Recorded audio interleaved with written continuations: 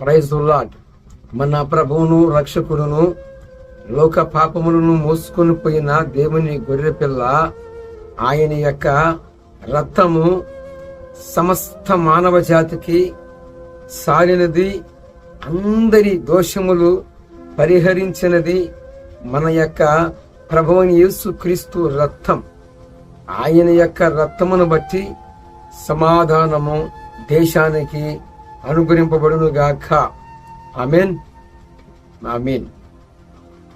ప్రభునందు దేవుని బిడ్డలారా, ఈనాడు మనము చూస్తున్న ఈ యొక్క దేశము, ప్రపంచాలన్నీ కూడా ఈ భూగోళము పుట్టినది మొదలుకొని యావత్తు ప్రపంచమంతటి కూడా మనం చూస్తున్నాం. ఒక్కొక్క దేశములో ఒక్కొక్క పరిపాలన చేయటం మనము వింటున్నాం, చూస్తున్నాం. ఆయా ధర్మములు ఒక్కొక్క దేశానికి ఒక్కొక్క పరిపాలన. మనకి పూర్వకాలాలలో రాజుల పరిపాలన, తర్వాత నెక్స్ట్ జనరేషన్ మారే కొలది రాను రాను ఎలాగా అయిపోయింది అంటే, ఇక రాజుల పరిపాలన అంతవరకు పునఃస్టాప్ అయిపోయి, ఇక మంత్రుల పరిపాలన, ప్రధానుల పరిపాలన, ఇక రాజకీయ ఎత్తల పరిపాలన. పూర్వకాలాలలో రాజుల పరిపాలన ఇక అంతవరకు పునఃస్టాప్, అంతవరకు అంతరించిందని చెప్పవచ్చు.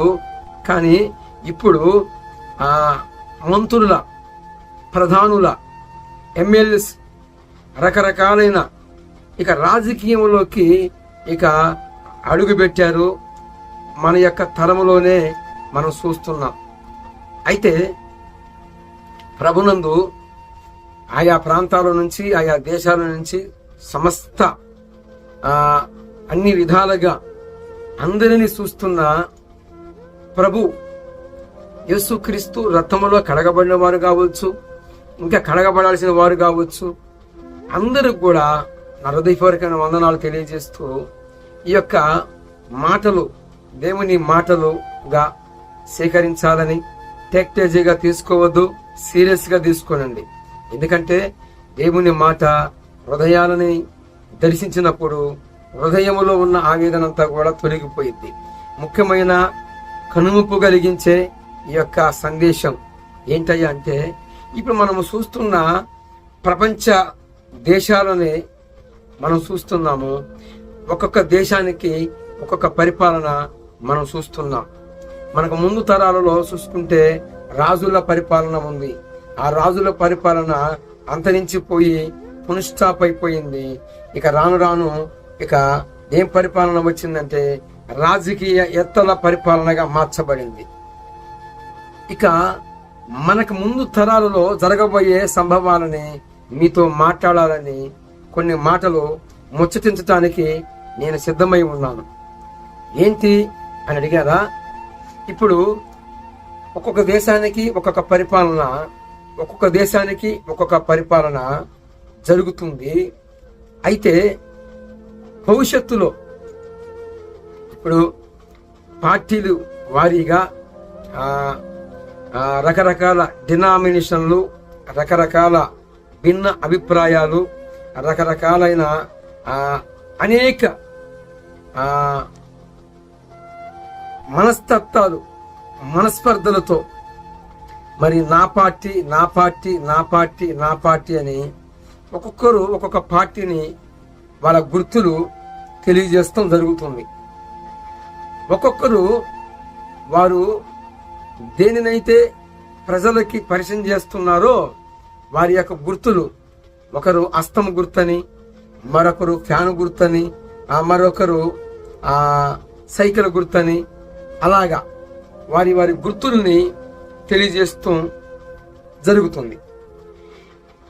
ఇప్పుడు నా పార్టీ నా పార్టీ నా పార్టీ అని చెప్పి ఒక్కొక్కరు ఒక్కొక్క రీతిగా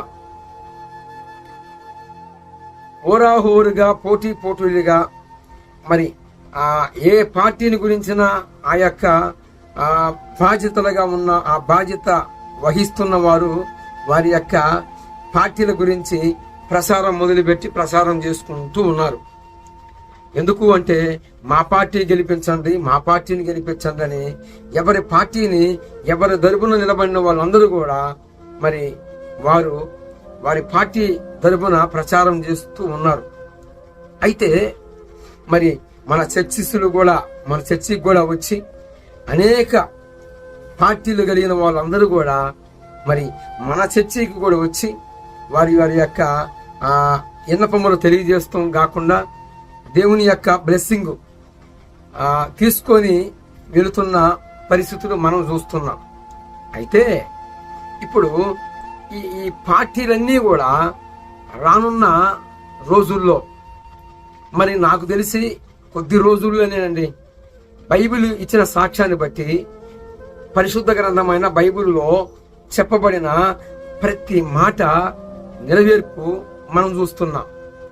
ఈ మాట లోకస్తులు నమ్మినా నమ్మకపోయినా మనము క్రీస్తు యేసు రక్తమును బట్టి మనము ఆయన రక్తమును బట్టి విలువైన రక్తము మన కొరకు ధారాళంగా ఇచ్చి ఆ విలువైన రక్తముతో మనల్ని కొనుక్కున్నాడు కాబట్టి ఆ యొక్క త్యాగశీలి మాటలన్నీ కూడా నెరవేర్పు మనం చూస్తున్నాం. బైబిలులో చెప్పబడిన ప్రతి మాట ఒక పల్లైనను ఒక సున్నా అయినను తప్పిపోదు అన్నది చాలా సత్యం. బైబిలులో చెప్పబడిన ప్రతి మాట నెరవేర్పులు మనం చూస్తున్నాం. అయితే ప్రభునందు దేవుని బిడ్డలారా, ఈనాడు మా పార్టీ అని సభ్య సమాజంలో ఎవరి ప్రచారము వాళ్ళు చేస్తూ వారి యొక్క ధర్మములు నెరవేరుస్తున్న ఆ యొక్క పార్టీల గురించి ప్రచారం చేస్తూ ఉన్నారు. మంచిదే, ఎవరి ధర్మాన్ని వాళ్ళు నెరవేర్చడానికి ఎవరి యొక్క హక్కులని వారు స్వతంత్రించుకునడానికి మరి కష్టపడుతున్నారు, ప్రయాసపడుతున్నారు, మనం చూస్తున్నాం. అయితే మనకి ఇక ముందు తరాలలో వారికి కానీ ఇక రాబోతున్న రోజుల్లో ఈ యొక్క పార్టీలన్నీ కూడా ఒక పార్టీగా మార్చబడిపోతుంది. ఈ యొక్క పార్టీలు అన్నీ కూడా ఒకే పార్టీ కిందకి వెళ్ళిపోబోతున్నాయి. ఒకే పార్టీ. ఏంటయ్యా ఆ పార్టీ అని అడిగారా? పూర్వకాలాలలో రాజుల పరిపాలన ఎలాగైతే ఉన్నదో అలాగనే ఈ యొక్క లోక అధికారి రాబోతున్నాడు. ఈ లోక అధికారి ఎవరు అంటే ఫస్ట్ ప్రథముగా భగవంతుడు దేవుడైన యెహోవా ఆదాముని కలగజేసి ఆదాముకి ఈ యొక్క లోక మీద అధికారాన్ని ఆయన అనుగ్రహించాడు. తర్వాత ఆదాము ఏం చేశాడు అంటే ఆదాముకి ఇచ్చిన ఆ యొక్క అధికారాన్ని దుర్వినియోగ పాలు చేశాడు. ఆదాము ఏం చేశాడు అని అడిగారా? ఆదికాండము ఆ యొక్క ప్రారంభములోనే మనం చూసుకున్నట్లయితే 2వ అధ్యాయంలో 3వ అధ్యాయంలో మరి ఆదాము దేవుడిచ్చిన ఆధిక్యతను పోగొట్టుకున్నాడు. ఏదేను వనము నుండి నెట్టవేయబడ్డాడు. ఎందుకు అంటే దేవుడు భూలోక గవర్నమెంట్ని ఒక మనుషుడికి అనుగ్రహిస్తే మనుషుడు మరి క్రీస్తు ధర్మ విరోధియగు పాప పురుషుడికి ఆ యొక్క ధర్మ విరోధికి అప్పగించాడు. గవర్నమెంట్ని అప్పగించాడు. ఆ గవర్నమెంట్ని స్వీకరిస్తానికి సృష్టికర్త ఆయన మానవ అవతారం ఎత్తాల్సి వచ్చింది. మనిషిగా జన్మించాల్సి వచ్చింది. ఆదాము చేసినది ఎనుసుపురికి చాలా చిన్నదిగా కనిపించింది అందరికీ, కానీ చాలా భయంకరమైనది. ఆదాము చేసిన ఆజ్ఞ ధిక్కరించిన ఆ యొక్క పాపము ఈ లోక అధికారాన్ని మనుషుడికి అప్పచెప్పిన దేవుడి యొక్క అధికారాన్ని దేవుడికి ధర్మ విరోధియగు పాప పురుషుడికి అప్పచెప్పాడు ఆదాము. ఓకే, ఇంతవరకు బాగానే ఉంది. అర్థమైంది అన్నారా? అర్థమైంది. ఓకే. అయితే ఈ యొక్క లోక అధికారి పూర్వకాలంలో మన పూర్వీలు రాజుల పరిపాలన ఎలాగైతే జరిగిందో మళ్ళా భవిష్యత్తులో కూడా మళ్ళా రాజుల పరిపాలన జరగబోతుంది. అంటే ఒక రాజు కింద దేశాలన్నీ కూడా అంటే ఈ భూలోకము, ఈ భూగడ్డ మానవ సంచారము ఎంత దూరమైతో ఉన్నదో వారందరూ కూడా ఒక ఆయన్ని వెన్నుకుంటారు, ఒక రాజుని వెన్నుకుంటారు. ఈ రాజు సుశిక్రియలు, మహత్ కార్యాలు, నానా విధమైన అద్భుతాలు చేస్తాడట. ఎందుకు? ఈయన భూలోకాన్ని పరిపాలించబోతున్నాడు. ఈ యొక్క అధికారి ఈ లోక అధికారి వస్తున్నాడు అన్నాడు ప్రభువైన యేసుక్రీస్తు.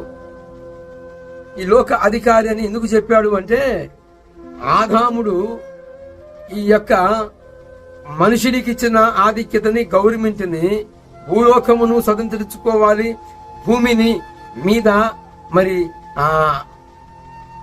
మెయింటైన్ చేయాల్సి వచ్చిన ఆ యొక్క ఆదాము ఆయనకిచ్చిన గవర్నమెంట్ని సాతానుకి అప్పచెప్పాడు. ఆ యొక్క గవర్నమెంట్ని స్వీకరించడానికి మరలా తీసుకోవాలంటే భగవంతుడే ప్రాణం పెట్టాల్సి వచ్చింది. భగవంతుడు రక్తమును సిందించాల్సి వచ్చింది. ఇంతవరకు బాగానే ఉంది కదా. అయితే మరి ఇక పరిపాలన జరగబోతుంది. ఏం పరిపాలన? ఈ ప్రపంచ వ్యాప్తంగా ఉన్న ఆ గవర్నమెంట్లన్నీ కూడా ఒక గవర్నమెంట్ గా మార్చబడబోతుంది. ఇప్పుడు బీజేపీ అయినా, సైకిల్ గుర్తు అయినా, మరి ఓఎస్, మరి ఆ కాంగ్రెస్, ఈ యొక్క పార్టీలన్నీ కూడా రానున్న రోజుల్లో భవిష్యత్తులో ఒకే పార్టీగా స్థాపించబడబోతున్నాయి, ఒకే అధికారి కింద ఉండబోతున్నాయి. ఎందుకంటే ఈ లోక అధికారి వస్తున్నాడు. వచ్చి ఏం చేస్తాడు అంటే, ఏది పూజించబడునో, ఏది దేవుడు అనబడనో దానంతటి మీద తనకు తానే దేవుడని తహతహలాడిపోతాడట. నేను దేవుణ్ణి, నాకు మొక్కండి, నాకు పూజలు చెయ్యండి, నన్ను గణపరచండి అని ఈ యొక్క లోక అధికారి తనకు తానే ఏం చేసుకుంటాడు అంటే, తనకు తానే నేను దేవుణ్ణి అని చెప్పి బయలుపరుచుకుంటూ, ఎలాగ బయలుపరుచుకుంటాడు? సూచక్రియలు, మహత్ కార్యాలు, నానా విధమైన అతి భయంకరమైన సూచక్రియలు జరిగిస్తాడట. ఇది పరిశుద్ధ గ్రంథమైన బైబిల్ ఇచ్చిన సాక్ష్యం అండి. పరిశుద్ధ గ్రంథమైన బైబిలు ఇచ్చిన సాక్ష్యం. ఎందుకు నేను ఈ మాట చెప్పాను అంటే, ఈ యొక్క భూగోళం మీద రకరకాల పార్టీలుగా ఉన్న ఆ పార్టీలన్నీ కూడా ఒకే రాజు పరిపాలన కిందకి రాబోతున్నాయి. ఇది భవిష్యత్తులో జరగబోతున్న సత్యము.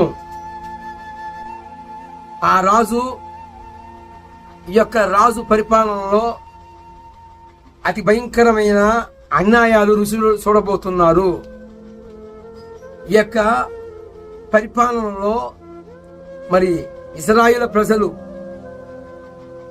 7 ఏళ్ల సంధికి, అంటే ఇశ్రాయేలు ప్రజలు నమ్మరండి. ఈ యొక్క రాజు పరిపాలన కింద ఇశ్రాయేలు ప్రజలు నమ్మరు. కొద్ది గొప్ప అద్భుతాలు, సూచక్రియలు, నానా విధమైన బలమైన ఆ కార్యాలు బట్టి ఏం చేస్తారు అంటే, ఒక వీలునామా రాస్తారు, ఒక వీలునామా రాయించుకుంటారు. ఏంటయ్యా ఆ వీలునామా అని అడిగారా? 7 ఏళ్ల సంధికి సాతానుతో 7 సంవత్సరాలకి సంధి గురించుకుంటారు. అందరూ నమ్ముతారు. ఇశ్రాయేలు ప్రజల్లో కొంచెము అవనమ్మకం ఉంటది. అయితే మరి నువ్వు చేస్తున్న సూచక్రియలు, మహత్ కార్యాలను బట్టి మాకు కొన్ని డౌట్స్ ఉన్నాయి. అయితే నీ పరిపాలన మాకు నచ్చినట్లయితే పూర్తిగా నీ గవర్నమెంట్ కిందనే మేము ఉంటాము. అప్పుడు దాకా ఒక 7 ఏళ్ల సంధికి మనము వీలునామా రాసుకుందామని ఈ యొక్క ఇశ్రాయేలు ప్రజలు 7 ఏళ్ల సంధికి వీలునామా రాసుకుంటారండి. అప్పుడు వీలునామా రాసుకున్నప్పుడు వాని యొక్క పరిపాలనలో కొన్ని మార్పులు కలుగుతాయి, కొన్ని మార్పులు జరుగుతాయి. ఏంటయ్యా ఆ మార్పులు అంటే, ఈ ఇశ్రాయేలు ప్రజలు ఊహించినదే వారు ఏమైనా ఊహిస్తారు. 7 ఏళ్ల పరిపాలన కింద 7 ఏళ్ల సంధి గురించుకొని, మీ పరిపాలన మాకు ఇష్టమైతే మీ గవర్నమెంట్ కిందనే మేము ఉంటామని చెప్పిన ప్రకారముగా ఈ యొక్క రాజు పరిపాలన కింద, అంటే రాజు అంటే లోక అధికారి సాతానుడు. ఇక ఏమీ లేదండి, మనకి దశలోనిక పత్రిక 2వ దశలోనిక పత్రిక 2వ అధ్యాయము 3వ వచనములో ఒక మాట ఉందండి. ఏంటంటే, మొదట భ్రష్టత్వం సంభవించి నాశనకరమైన నాశన పాత్రుడు బయలుపడితే తప్ప ఆ దినము రాదు. ఏది పూజించదగనో ఏది పూజింపబడునో దానంతటి మీద, ఏది దేవుడిని అనబడునో దానంతటి మీద తనకు తానే హెచ్చించుకుంటూ వాని యొక్క రాక ఎలాగా ఉంటుందంటే, ఈనాడు చాలా మంది సంఘాలలో మరి సూచక్రియల మీదనో అద్భుతాల మీదనో మరి మనం చూస్తున్నాం. సెల్ ఫోన్లో, యూట్యూబ్స్ లో మరి ఒక్కొక్క పాస్టర్ గారు చేస్తున్న విన్యాసాలు అంటే సాతాను యొక్క కొంతమంది పాస్టర్స్ని యామర్పాటులో నిద్రబోస్తున్నాడన్న సంగతి వారికి అర్థం కావట్లా. ఏంటంటే, కొన్ని సంఘాలలో ఇప్పుడు కృపావారాలు ఉన్నాయనుకో, ఆనాడు మరి పౌలు భక్తుడు కూతోను అనే ఒక దెయ్యం పట్టిన ఆ స్త్రీని పిలిపించేటప్పుడు ఏమన్నా మైక్ పెట్టి అడిగాడా, నీ పేరేంటి, ఎందుకు పట్టావు, ఏం చేయబోతున్నావు, అమ్మాయిని ఏం చేయబోతున్నావు అని చెప్పి పౌలు భక్తుడు ఏమన్నా అడిగిన దాఖలాలు ఉన్నాయా? ఆది అపొస్తలులు 11 మందిలో స్టెఫెను కూడా సూచక్రియలు చేశాడు, ఫిలిప్పు కూడా సూచక్రియలు చేశాడు. ఫిలిప్పు ఒక సమరయ అంతటికి అనేక బాప్తిసములు ఇచ్చి వారందరిని కూడా ఆ యొక్క సూచక్రియలు మహత్కార్యాల ద్వారాగా సమరయులు అందరూ ఫిలిప్పును నమ్మి, ఫిలిప్పు చెప్పిన యేసుని విశ్వసించి ఫిలిప్పు చేత బాప్తిసం పొందారు. ఏమండి, వీళ్ళేమన్నా ఎక్స్పోజింగ్ చేసుకున్నారా? ఇప్పుడు చూడండి, మనం చూస్తున్నాము. నేను కొన్ని యూట్యూబ్లో కొన్ని వీడియోలు చూసినప్పుడు ఆ మూతు దగ్గర పెట్టి ఆ యొక్క డివిల్ ఉన్న ఆమెని, నీ పేరేంటి, ఎందుకు పట్టావు, ఎక్కడికి ఈడ్చుకొని పోతున్నావు అని చెప్పి కొంతమంది పాస్టర్లు ఏం చేస్తున్నారంటే, కృపావరాలు ఇస్తే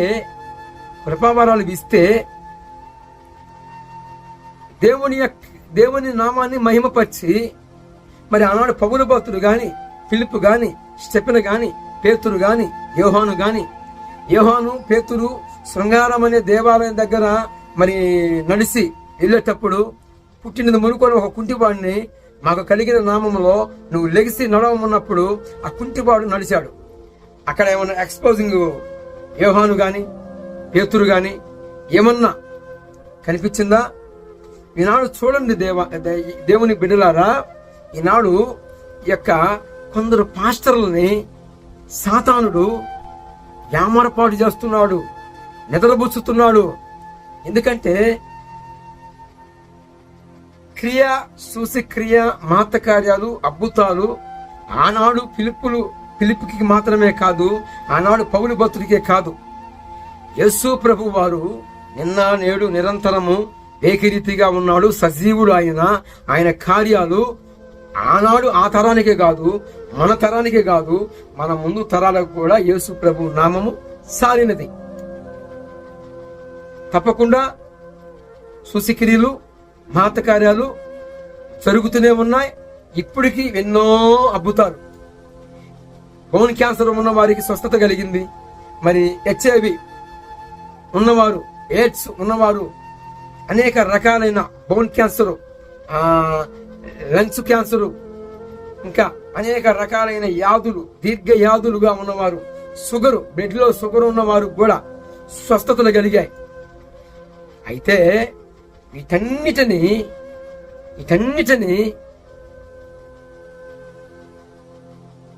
ఎంతవరకు సమరసమైనది?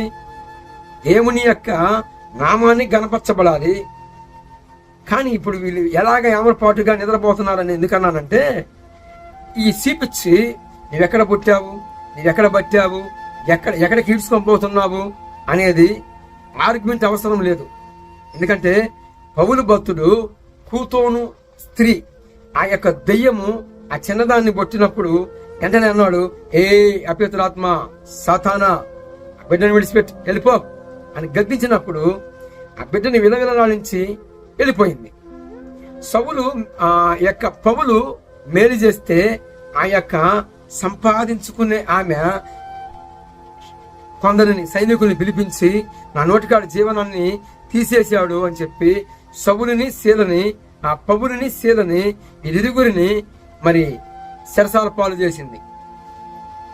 కానీ చిన్నదాన్ని స్వస్థపరిచారు, బాగు చేశారు. మేలు చేస్తే పౌలుని శీలని తీసుకెళ్ళి ఏం చేశారు? చెరసాలలో వేశారు. అక్కడ ఎంత ఎక్స్పోజింగ్ చేసుకున్నారు వాళ్ళు. పౌలు మహాభక్తుడు ఏమన్నా మూతి ఇమ్మని చెప్పాడా? మరి అప్పుడు మూతులు ఉన్నాయి అని అంటారేమో. ఎందుకు లేవు? ఒకవేళ లేకపోయినా కనీసం ఒక లెటర్స్ అన్న ఉంటుంది కదా. పౌలు ఉన్నా ఇలాగా ఎక్స్పోజింగ్ చేసుకున్నాడని ఒక లెటర్ అన్న రాసి పెట్టేవాళ్ళు కదా. ఎందుకంటే నేను ఈ మాట చెప్తున్నానంటే, చూడండి, దశలోనిక పత్రిక 2వ దశలోనిక పత్రిక 2వ అధ్యాయము 3వ వచనములో, మొదట భ్రష్టత్వం సంభవించి నాశన పాత్రులకు పాప పురుషుడు బయలుపడితే తప్ప ఆ రోజు ఆ దినము రాదు అని. ఇక నేను మొదట చెప్పినట్లుగా ఈ దేశాలలో ఉన్న ప్రతి ఒక్క పార్టీలన్నీ కూడా ఏక పార్టీగా తెలియజేయబడింది. ఇప్పుడు నా పార్టీ ఇలాగ ఉంది, నా పార్టీ ఇలాగ ఉంది అని రకరకాలైన మత కలహాలతో మరి ఎంతో మంది ప్రాణాలు కోల్పోతున్న పరిస్థితి. ఎందుకంటే మా యొక్క పార్టీ గెలవాలి అని ఎంతో రక్తపాతాన్ని మనం చూస్తున్నాం. మనం పూర్వకాలం నుంచి కూడా రాజుల పరిపాలనలో కూడా చూసాం. మా రాజ్యం స్థిరంగా ఉండాలి, మా రాజ్యాన్ని ఎవరు గెలవకూడదు అని మనకి సమీపంగా ఉన్న మాచర్ల గడ్డకి ఒక ఏముంది అంటే మరి ఒక సాక్ష్యం ఉంది. మాచర్ల గడ్డ మీద యుద్ధం జరిగింది. ఆ యుద్ధంలో అనేక ప్రాణ నష్టం. మనకు సమీపంగా ఉన్న మాచర్ల గడ్డకి ఒక రక్తపు సాక్ష్యం ఉంది. అలాగా మన పూర్వీకులని రాజుల పరిపాలన ఇప్పుడు చూసుకున్నా కొంతమంది ఎంతో మంది ప్రాణ నష్టం జరుగుతూ ఉంది. అయితే ఈ అన్ని పార్టీలు ఒకే పార్టీగా భవిష్యత్తులో మార్చబడబోతుంది. Praise the lord. నేనెందుకు ఈ మాట చెప్పాను అంటే, నాకు బైబిలే కొలబద్ద. బైబిలు ఇచ్చినవి, బైబిలులో చెప్పబడిన ప్రతి మాట కూడా నెరవేర్పు. క్రైస్తవులుగా, దేవుని సేవకులుగా దేవుడు చెప్పిన ప్రతి మాట మేము చూస్తున్నాము. మరి లోకరీతిగా ఉన్నవారు నమ్మినా నమ్మకపోయినా మేము నమ్ముతాం. ఎందుకంటే లోకములో ఉన్నవారు నరకం ఉంది అంటే నమ్మలేదు, మేము నమ్మాం. ఎందుకు? యేసు ప్రభు యొక్క ప్రాణత్యాగము మా మనోన్నతురాలను వెలిగించింది. Praise the Lord. అలాగా లోకములో ఉన్నవారు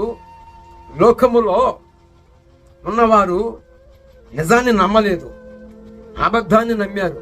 కానీ మేము నిజాన్ని నమ్మాము, అబద్ధాన్ని విడిచిపెట్టాం. Praise the lord. భవిష్యత్తులో జరగబోయే సంభవాన్ని నేను మీకు తెలియజేస్తున్నాను. ప్రభువునందు దేవుని బిడ్డలారా, ఇక్కడ మనం చూసుకుంటే వాని యొక్క రాకడికి మొదట పశ్చాత్తం సంభవించిద్దట. తర్వాత నెక్స్ట్ నాశన పాత్రుడకు పాప పురుషుడు బయలుపరచబడతాడట. నెక్స్ట్ తర్వాత ఏది దేవుడు అనబడనో, ఏది పూజించడానికి అర్హత కలిగినదో దానంతటి మీద తానే నేను దేవుణ్ణి, ఏమండి నేను దేవుణ్ణి అని చెప్పుకుంటూ వాడు ఎంత భయంకరమైన సూచక్రియలు చేయబోతున్నాడో తెలుసా? ఒక్క రెప్పపాటున గాలిలో నిలబడతాడు. గాలిలో నిలబడితే ఎంత ఆశ్చర్యము. ఇప్పుడు చాలా మంది లోకరీతిగా ఉన్నవాళ్ళు కావచ్చు, మరి క్రైస్తవులుగా అని చెప్పుకుంటున్న నామకార్థ క్రైస్తవులు కావచ్చు, కొంతమంది మాంత్రికుడి దగ్గరికి వెళ్తూ ఉంటారు. అంటే యేసు ప్రభు కాడికి వస్తారు, వచ్చి కూడా చంచల మనస్తత్వం, స్థిరమైన మనసు కాదు, చంచల మనస్తత్వం, చంచల స్వార్థం కలిగిన మనసు, అది స్థిరం లేని మనసు. స్థిరం కలిగినది అడుక్కున్నా అడిగినా ఒక ఆయన కాడే అడుగుతారు, ఒక ఆయనే కాడే ఉంటారు. 14 మంది కాడ అడుక్కునే అవసరం లేదు.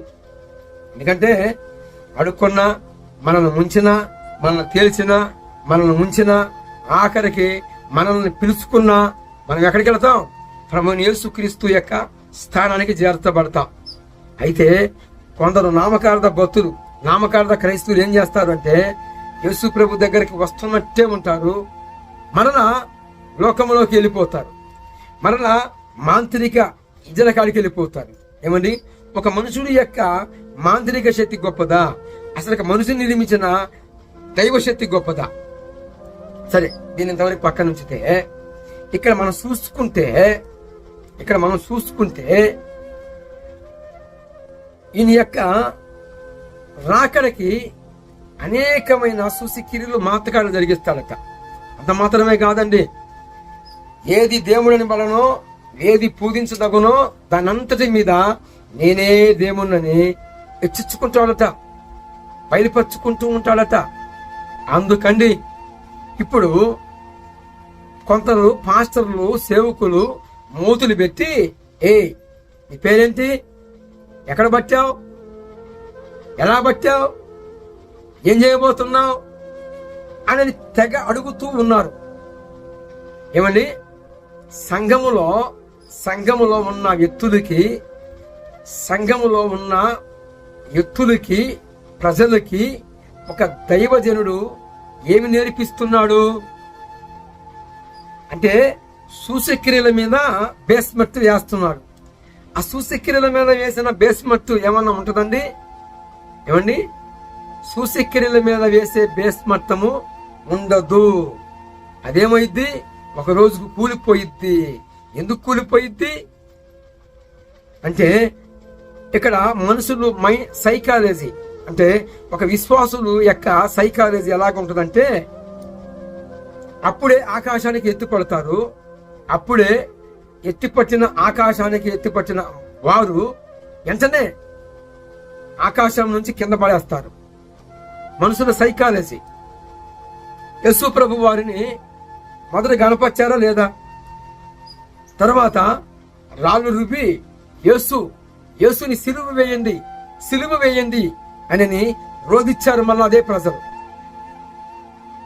ఫస్ట్ యేసు ప్రభుని కనపరిచారు, పూలమాలలతో సత్కారం చేశారు యేసు ప్రభుకి. తర్వాత యూదుల రాజా జయమన్నారు, దావీదు కుమారుడా నీకు జయమన్నారు, కనపరిచారు. అలాగా కనపరిచిన వాళ్ళే మరలా యేసుని సిలువ వేయండి, ఆ పాపాత్ముని సిలువ వేయండి అని కేకలేశారు. మనసులో సైకాలజీ అలాగ ఉంటుందండి. ఏమండి, అర్థమవుతుంది నా బాధ? కొందరు పాస్టర్లు ఎలాగ తయారయ్యారంటే అద్భుతాల మీద బేస్మట్టం వేసుకుంటున్నారు, సూచక్రియల మీద బేస్మట్టం వేసుకుంటున్నారు. అది అట్టే కాలం నిలవదు. మనుషులు ఎలాగ ఉన్నారంటే ఈ మాంత్రికుడు గాడు తగ్గలేదు, ఒక మాంత్రికుడు మనగాడు ఉన్నాడట. ఏమండి, ఈ మాంత్రికుడు కాడ తగ్గలేదు, ఇంకొక మాంత్రికుడు మనగాడు ఉన్నాడట, ఆయన కాడికి పోతే తగ్గిద్దట అని అక్కడికి వెళ్ళిపోతాడు. అలాగా ఈ యొక్క సూసికిరీలు మహత్కారాల మీద నీవు సంఘాన్ని అలవాటు చేస్తే రాబోతున్న రోజుల్లో సంఘము పతనం కావడానికి కారణము ఓ దైవజనుడా, కాపరి నీవే. దేని మీద నిన్ను అధ్యక్షుడిగా నిర్మించాడో దేవుడు తన స్వరత్వం ఇచ్చి సంఘాన్ని కొనుక్కున్న ఆ భగవంతుడు కాపరిగా దేని మీద నిన్ను అధ్యక్షుడిగా ఉంచాడో సంఘాన్ని గాయటానికి రేపు దినాన నీవు దేవుని కాడ ఖచ్చితంగా లెక్కప్పజవుతావు ఓ దైవజనుడా. మొదటి కొరింథీ పత్రిక 3వ అధ్యాయము 9వ వచనములో ఒకడు సంఘాన్ని కట్టితే ఆ సంఘము సంపూర్ణతలో పరిపూర్ణ చెందితే నీకు ఫలముంది.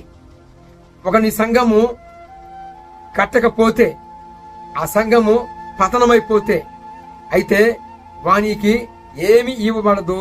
ఆఖరికి మరి ఎంత పరిశ్రమించి ఉంటుందంటే దైవజనుడికి 2 కోటింగులు ఉంటాయి, 2 తీర్పులు ఉంటాయన్న సంగతి మరవకూడదు.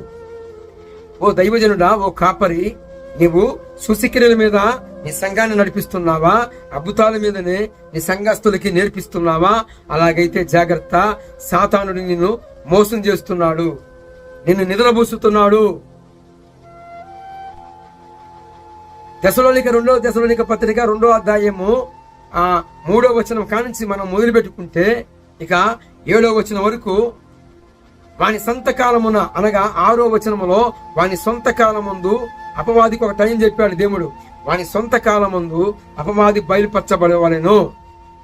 నెక్స్ట్ వాని యొక్క రాక నానా విధమైన సూచిక్రియలతోనూ మహత్కార్యాలతోనూ అద్భుతాలతో ఉంటుందట.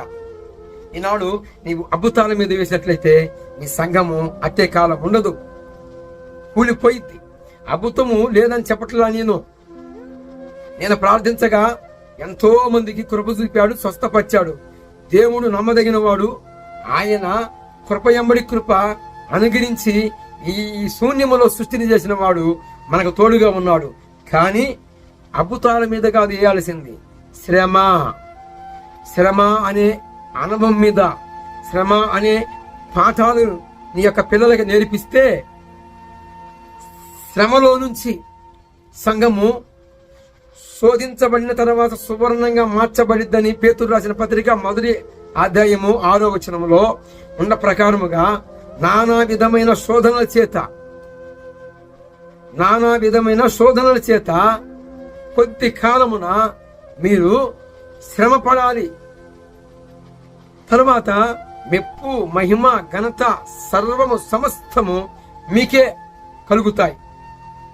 ఏమండి, పేతురుకు తెలియదా? ఎందుకు మరి రాయించి పెట్టాడు పరిశుద్ధాత్మ దేవుడు? సంఘము అనేది శ్రమలోనే రావాలి. ఏ నొప్పి తెలియకుండా ఒకరికి అసలుకి నొప్పి అనే బాధే లేకుండా పెంచితే వాడు బస్సులైపోతాడు. ఏమైపోతాడు? కడుపును పుట్టిన బిడ్డలైనా సరే, ఎవరైనా సరే, ఏ నొప్పి బాధ్యతలు మరి తండ్రి యొక్క త్యాగము తెలియకపోతే బస్సుడైపోతాడు. తండ్రి యొక్క త్యాగం తెలిసి మరి మన స్వరూపమందు మన పోలికలో చొప్పున కాదండి, మనము దేవుని పోలిక యందు దేవుని స్వరూపమందు మనల్ని భగవంతుడు నిర్మించుకున్నాడు. అయితే మన నాన్న యొక్క త్యాగం తెలియాలి. మన నాన్న యొక్క త్యాగం తెలిసినప్పుడు ఏం జరిగిద్ది అంటే ఆయన చేసిన త్యాగాన్ని బట్టి మనము జాగ్రత్తగా వ్యవహరించే వ్యవహారం ఉంటుంది. మంచి తీర్మానం. మన నాన్నగారు సాదాసీదాగా కష్టపడలేదు, మనకు ఊరక రాలేదు అని ఒక బాధ, ఒక భారం, ఒక బాధ్యత ఉంటుందా ఉండదా?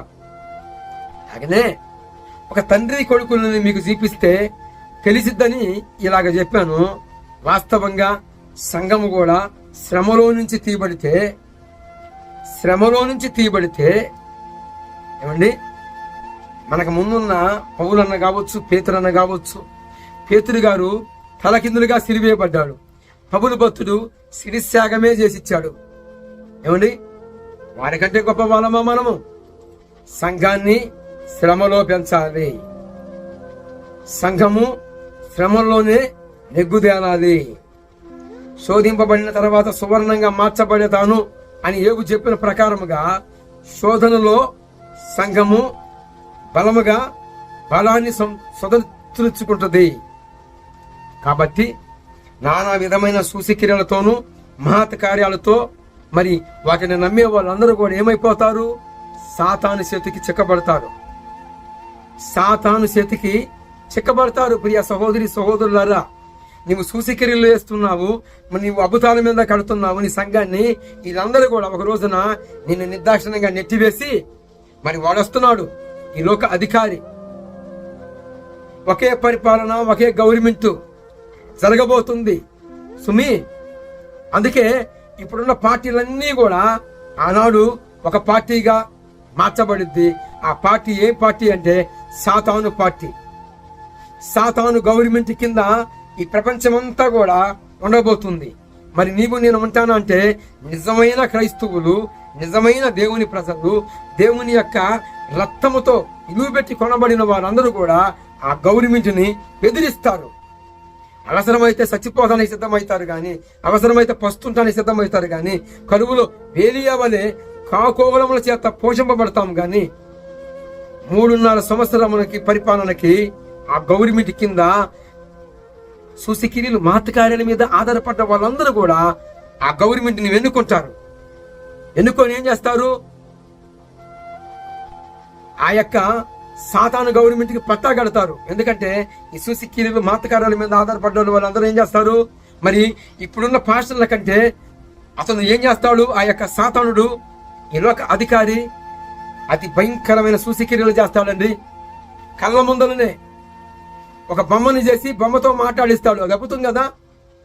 ఒక బొమ్మ, ఒక మృగం, ఒక కోర మృగము మాట్లాడుతుంది అంటే అది అద్భుతం కదా. ఏ మానవుడు ఎప్పుడు వినలేదు కదా.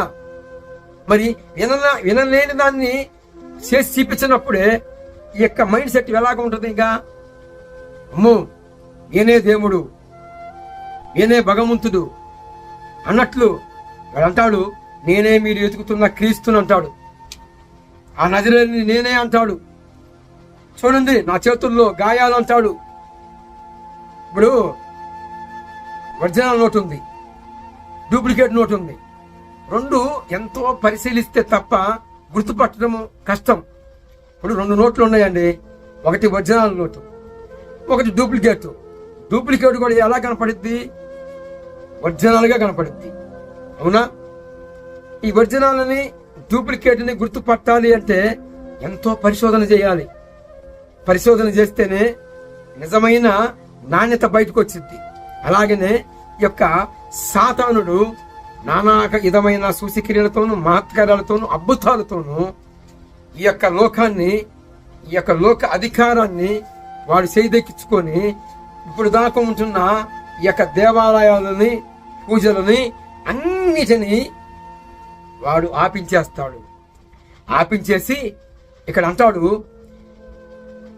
తనకు తానే నేనే దేవుణ్ణి అని చెప్పుకుంటూ ఆ ఇజ్రాయేల్ ప్రజలు మరి ఇప్పుడు ఆల్రెడీ యుద్ధం జరుగుతుంది. మసీదు ఉన్న స్థలంలో మరలా యేసు ప్రభు యొక్క చర్చి నిర్మాణం జరిగిద్ది. ఆనాడు ఇజ్రాయేల్ ప్రజలు మరి సులోమాను కట్టించిన ఆ మందిరము మరలా పునర్నిర్మాణం జరిగిద్ది. పునర్నిర్మాణం జరిగినాక ఈ ఇజ్రాయేల్ ప్రజలు ఏం చేస్తారంటే పాత నిబంధనే ఫాలో అవుతారు. పాత నిబంధన ఫాలో అయ్యి ఏం చేస్తారయ్యా అంటే ఆ పాత నిబంధనలో ఏమండి, పాత నిబంధనలో ఏముంది? అనుదిన బలి అర్పణ ఉంది. యెహోవా పేరిట రక్తము లేకుండా దేవుణ్ణి సమీపించరాదని పాత నిబంధనలో చెప్పబడిన ప్రకారముగా ఈ యొక్క ఇజ్రాయేల్ ప్రజలు ఏం చేస్తారంటే మరలా అనుదిన బలిని స్టార్ట్ చేస్తారు. అంటే రక్తము లేకుండా దేవుణ్ణి సమీపించటం లేదు. అంటే మనమేమో ఇప్పుడు ఏ బలిదానం అవసరం లేదు, యేసు ప్రభు యొక్క రక్తము మన పాపాలని తీసివేసిందని చెప్పాము. కానీ ఇజ్రాయేల్ ప్రజలు ఏం చేస్తారంటే ఆ పాత నిబంధననే ఫాలో అయ్యి అనుదిన బలి మరలా స్టార్ట్ చేస్తారు. ఈ స్టార్ట్ చేసినప్పుడు ఏం జరిగిద్ది అంటే అనుదిన బలిని ఈ వచ్చిన వాడు ఈ లోక అధికారి సాతానుడు, ఆబద్ధ క్రీస్తు. నేను ఆబద్ధ క్రీస్తునని చెప్పడు, నేనే క్రీస్తునని చెబుతాడు. ఈ యొక్క క్రీస్తు, ఆబద్ధ క్రీస్తు ఏం చేస్తాడు తెలుసా? ఇజ్రాయేలు ప్రజలు ఆల్రెడీ మందిరం కట్టించబడిన తర్వాత యెరూషలేములో అనుదిన బలిని స్టార్ట్ చేస్తారు. ఈ అనుదిన బలిని స్టార్ట్ చేసినప్పుడు వీడు ఇక బయలుపరచబడి వచ్చి ఈ అనుదిన బలిని ఆపు చేస్తాడు. అప్పుడు మనకు గుర్తు ఏంటంటే, ఎప్పుడైతే యెరూషలేములో దేవాలయంలో అనుదిన బలి ఆపబడిందో ఆ క్షణమే ఇక ఆపిచ్చేవాడు ఇక వాడు ఒక్కడే. అదే గుర్తు అని ప్రభువైన యేసుక్రీస్తు ఇక్కడ దశలోనిక పత్రికలో రాయించి పెట్టాడు, దానియేలు గ్రంథంలో కూడా రాయించి పెట్టాడు, మత్తయి సువార్తలో కూడా రాయించి పెట్టాడు. అనేక గ్రంథాలు, 66 పుస్తకాల గ్రంథాలలో అనేక వచనాలు మనకి సాతాను గురించి సున్నంగా తెలియజేయబడి ఉంది. కాబట్టి ఈ యొక్క గవర్నమెంట్లన్నీ కూడా, ఇప్పుడున్న పార్టీలన్నీ కూడా ఒకే పార్టీగా, ఒకే రాజు కిందకి. ఆ రాజు ఎవరై అంటే సాతానుడు, ఈ లోక అధికారి. ఈ లోక అధికారి ఈ గవర్నమెంట్ అంతా కూడా చేదెక్కించుకొని, మరి మనం ఉంటామా? మనం ప్రభు చెలవైతే, ప్రభు చిత్తమైతే బతికు ఉంటే ఉంటాము. కానీ మన ముందు తరాల వారు కూడా మరి ఉంటారు కదా. ఒకవేళ మనకి దేవుని పిలుపు వచ్చి మనం వెళ్ళినా కానీ మన ముందు తరాల వారు ఉంటారు. అయితే నా ప్రియ సహోదరి సహోదరులారా, మనము భవిష్యత్తులో జరగబోతున్న సంభవాలని మనం పంచుకున్నాం. భవిష్యత్తులో ఈ యొక్క మాటలన్నీ కూడా నెరవేర్పు మనం చూస్తాం.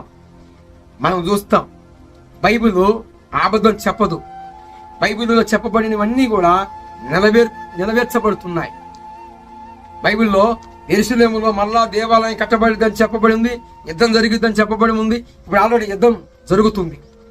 బైబిల్లో చెప్పబడిన ప్రతి మాట, ప్రతి ప్రవచనము నెరవేర్పు మనం చూస్తున్నాం. Praise the lord. కాబట్టి ఈ యొక్క పార్టీలన్నీ కూడా ఆనాడు ఒకే పార్టీగా మార్చబడుద్ది, ఒకే గవర్నమెంట్ కిందకు వెళ్ళిపోయిద్ది. ఒకరు అందరు కలిసి ఒక రాజుని వెనుకుంటారు. అందరు కలిసి మాకు మాకు మాకు నీవు కావాలి, నీ పరిపాలన మాకు కావాలి అని ఈ లోక అధికారాన్ని ఎన్నుకుంటారు. ఆ లోక అధికారి ఎవరో కాదండి, సాతానుడు. సాతాను యొక్క గవర్నమెంట్ ని 7 ఏళ్ల పరిపాలనకి సంధికి ఇజ్రాయేల్ ప్రజలు ఈలునామా రాస్తారు. ఈ ఈలునామా రాసుకొని ఏం చేస్తారు? నీ పరిపాలన మాకు నచ్చితే మేము శాశ్వతంగా నీ కిందనే ఉంటామని మరలా రాసుకుందామని అనుకుంటారు. ఈ 7 ఏళ్ల పరిపాలనలోనే వాడి రంగు బయటపడుద్ది. కొన్ని మార్పులు జరుగుతాయి. 7 ఏళ్ల పరిపాలనలోనే కొందరిని ఓసకోత గోపిస్తాడు. వానికి వ్యతిరేకంగా తిరిగే వాళ్ళందరూ కూడా మరి మారణమోము సృష్టిస్తాడు. ఆ మారణమోము చూసినప్పుడు ఈ ఇజ్రాయేల్ ప్రజలు, అమ్మో వీడు నిజమైన క్రైస్తవు కాదు, యేసు ప్రభు వారు ఎక్కడ, వీడెక్కడ, వీడి పరిపాలన మాకు నచ్చలేదు అని చెప్పి మొత్తం కూడా ఏం చేస్తారు అంటే ఇక అరణ్యములోకి వెళ్ళిపోతారు. నీ పరిపాలన మాకు నచ్చలేదు అంటే ఎవరు రివర్స్ అయితే వాళ్ళని ఏపిస్తా ఉంటాడు వీడు. వాడి పని అది. నీ పరిపాలనలో మాకు నచ్చలేదంటే వాడి మీద కత్తి పెట్టి ఎమ్మటే వాడిని వైనం చేపిస్తాడు లోక అధికారి. కాబట్టి ఈ భవిష్యత్తులో ఈ పార్టీలన్నీ కూడా ఒకే పార్టీ కాబోతుంది. ఆ పార్టీ ఏంటంటే సాతాను పార్టీ. ఆ పార్టీ ఏంటంటే ఈ లోక అధికారికి ఈ అన్ని పార్టీలన్నీ కూడా ఒకే కాడి మీదకి రాబోతున్నాయి భవిష్యత్తులో. ఎందుకు రాబోతున్నాయి? అప్పటికి కరువుతో విలమతానం చేసిద్ది. దేశంలో ఉన్న అధికారులందరూ కూడా ఒక కాడి మీదకి వచ్చి ఇప్పుడు మనస్పర్ధలతో ఉన్న వారందరూ కూడా మరి ఆలోచన చేస్తారు. ఏం చేస్తారు? మనందరం ఇలాగ ఉంటాం ఎందుకు? ఒక రాజుని వెనుకున్నాం అంటే ఆల్రెడీ వీడు ఒక రాజు కూటమి జరుగుతుంటది. ఒక 10 మంది రాజులు కలిసి వీడిని వెనుక్కుంటారు. ఆల్రెడీ ఒక రాజు ఉన్నాడు కాబట్టి ఈ దేశాల్లో ఉన్న అందరూ కలిసి వీడిని వెనుక్కుంటారు. అదే 10 కూటాల దశాగ్ని. 10 కూటాలు కలిసి ఒక రాజుని ఆల్రెడీ వెనుక్కుంటారు. 10 రాజ్యాల మీద ఆల్రెడీ ఒక రాజుగా ఉన్న ఒకడు పరిపాలన చేస్తూ ఉంటాడు. ఆల్రెడీ ఆ పరిపాలన చేసేవాడినే తక్కిన దేశాల వాళ్ళందరూ కూడా నీవే మాకు కావాలయ్యా, నీ పరిపాలన మాకు కావాలని ఎన్నుకుంటారు. ఇదండి వాస్తవం. కాబట్టి మనకి భవిష్యత్తులో జరగబోతున్న సంభవాలని మనం చెప్పుకున్నాం. ఎప్పుడు జరిగిద్ది అంటే, మొదట భ్రష్టత్వం సంభవించి నాశన పాత్రులకు పాప పురుషుడు బయలుపరుతాడు. ఆ క్షణమే ఇప్పుడు చెప్పినవన్నీ నెరవేరుతాయి. ఇది భవిష్యత్తులో జరగబోతున్న సత్యం. ఇప్పుడు మన పార్టీ, నా పార్టీ అని రక్తపాతం చుట్టించుకొని ఎంతో మంది శత్రులుగా మార్చబడి, ఎంతో మంది ఆ తల్లుల తాలుబొట్లు తెగిపోయిన వాళ్ళు ఎంతో మంది ఆనాటి నుంచి, రాజుల పరిపాలన నుంచి ఇప్పుడు కూడా మనం చూస్తే ఇప్పుడు కూడా ఎంతో రక్తపాతం జరుగుతుంది అన్నట్లు. రేపు మనకి ఓట్లు ఉన్నాయి కదా, ఏ రక్తపాతం జరగకూడదు, ఓట్లన్నీ కూడా సవ్యంగా ఉండాలి, మరి శాంతంగా జరగాలి. మన ఊళ్ళలో కానీ మన గ్రామాలలో కానీ మరి ఏ ప్రాణ నష్టం జరగకుండా మనము మానక ప్రార్థన చేద్దాము. అంత మాత్రమే కాక మరి దేవుణ్ణి అడిగి మరి ప్రార్థించండి. ఓటేసేటప్పుడు కూడా దేవుణ్ణి ప్రార్థించి వేయండి. న్యాయమైన వాడిని, మరి న్యాయమైన పరిపాలన చేసే వారిని అన్ని మతాలకి, అన్ని కులాలకి, అందరికి మత స్వేచ్ఛ, మత స్వాతంత్రం అంటే భారత రాజ్యాంగంలో ఉన్న మాటలన్నీ కూడా నెరవేర్చే నాయకుడిని ఎన్నుకోవాలి. మరి అందరికీ సహాయం చేయను గాక పరిశుద్ధాత్మ దేవుడే సైన్యములకు అధిపతికి యెహోవా యేసు క్రీస్తు నామములో మనందరికీ సహాయం చేయను గాక. ఈ మాటలు మన హృదయములో నీరుగట్టి ఫలింప చేయను గాక. ఆమేన్, ఆమేన్. చూడండి, భవిష్యత్తులో జరగబోయే సంభవాలను మనం మాట్లాడుకున్నాం. దయచేసి పాస్టర్లుగా ఉన్నవారు మీ యొక్క సంఘాలని సూచక్రియల మీదను, అద్భుతాల మీదను బేస్మట్టం వేయబాకండి. శ్రమలో నుంచి మీ సంఘాన్ని తీసుకురండి. అప్పుడు మీరు కట్టిన దానికి ప్రతిఫలము తండ్రి ఎదుట మీకు ఉంటాయి బహుమానాలు. లేని వేళ మీరు కట్టిన సంఘము నిలబడకపోతే, మొదటి కొరింథీ పత్రిక 3వ అధ్యాయము 9వ వచనంలో ఉన్న మాట మీకోసమే.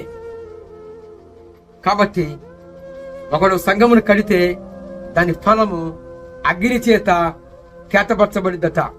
ఆనాడు అగ్ని చేత ఆ సంఘమును పరీక్ష ఉంటుంది.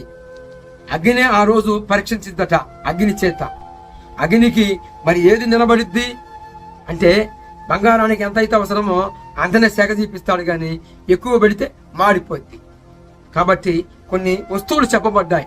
మొదటి కొరింథీ పత్రిక 3:9 వచనంలో కర్ర, గడ్డి, కొయ్యకాల వలె కొన్ని వస్తువులు, బంగారము, వెండి కూడా చెప్పబడి ఉంది.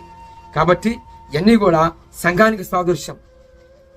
ఓ దైవజనుడా, నీ సంఘము అద్భుతాల మీద వేయవద్దు, శ్రమలో నుంచి నీ సంఘాన్ని తీసుకురా. అప్పుడు నీకు తండ్రి ఎదుట బహుమానం. ఆమేన్. అట్టి కృప మనందరికీ దయచేయును గాక. ఆమేన్.